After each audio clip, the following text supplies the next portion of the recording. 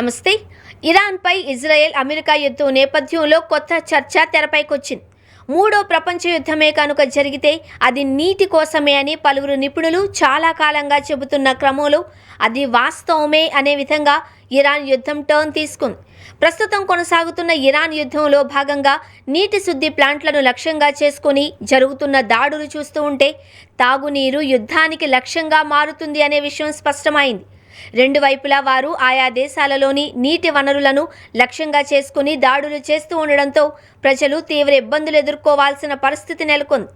Gulf దేశాల బలం చమురు అయితే బలహీనత నీరు.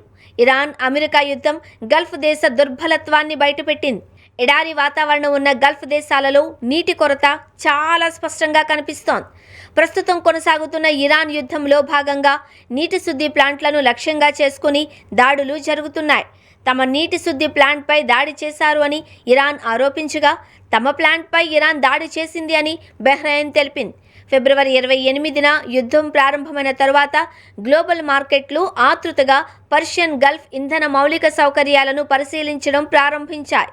అయితే యుద్ధం తీవ్రమవుతున్న కొద్దీ రెండు ప్రాంతాలలో దుర్బలమైన తాగునీటి అంశం అతిపెద్ద సమస్యగా ఉద్భవించింది. దీంతో రెండు వైపులా వారు ఆయా దేశాలలోని నీటి వనరులను లక్ష్యంగా చేసుకుంటున్నారు. దీనిలో భాగంగా నీటి శుద్ధి ప్లాంట్లపై దాడులు ప్రారంభించారు. ఆ దేశ పౌరులను తీవ్ర ఇక్కట్లలోకి నెట్టాలి అన్నది వారి వ్యూహంగా తెలుస్తోంది. గల్ఫ్ దేశాలలో తాగునీటి కొరత అత్యంత తీవ్రంగా ఉంది. పశ్చిమాసియాలో మంచినీటి కొరత వాతావరణం, ఉప్పు శాతం ఎక్కువగా ఉన్న నీటిని శుద్ధి చేసి మంచినీటిగా మార్చేందుకు డిసాలినేషన్ ప్లాంట్స్, ఉప్పు నీటిని తాగునీటిగా మార్చే యంత్రాలు ఆయా దేశాలు విస్తృతంగా ఏర్పాటు చేసుకున్నాయి. దీంతో ప్రపంచంలోని 60% నీటి శుద్ధి యూనిట్లు ఈ ప్రాంతాలలోనే ఉన్నాయి. యుఏఈ, సౌదీ అరేబియా, కువైట్ తదితర అరబ్ దేశాల వారు అత్యధికంగా వీటిపైనే ఆధారపడడంతో శత్రు దేశానికి ఇప్పుడు అవే అత్యంత విలువైన లక్ష్యాలుగా మారాయి. అలాగే ఇరాన్లోని ప్లాంట్లను అమెరికా, ఇజ్రాయెల్ లక్ష్యంగా చేసుకున్నాయి. కాగా ఒక పెద్ద ప్లాంట్ దెబ్బతింటే కొన్ని రోజుల్లోనే రాజధానులు ఖాళీ చేయాల్సిన పరిస్థితి వస్తుంది అని అమెరికాకు చెందిన కొన్ని రహస్య నివేదికలు హెచ్చరించాయి. కువైట్ 90% నీరు డిసాలినేషన్ ద్వారా మంచినీరు, యుఏఈ 90% నీరు డిసాలినేషన్ ద్వారా త్రాగునీరు, ఒమన్ 86% నీరు డిసాలినేషన్ ద్వారా మంచినీరు దొరుకుతుంది.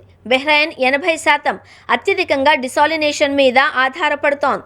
సౌదీ అరేబియా 70% నీరు డిసాలినేషన్ ద్వారా తాగునీరు. ఖతార్ 70% చిన్న దేశం కావడంతో నిల్వలు తక్కువ, ప్లాంట్పై అధికంగా ఆధారపడే పరిస్థితి.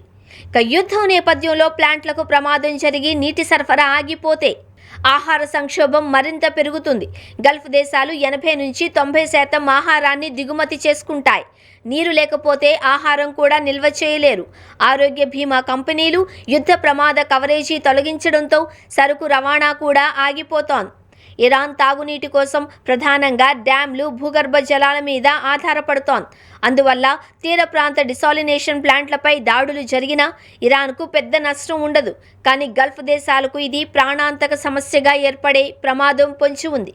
ఈ నేపథ్యంలో గల్ఫ్ దేశాలు నీటి భద్రతను జాతీయ భద్రతా స్థాయిలో చూడాల్సిన సమయం వచ్చింది.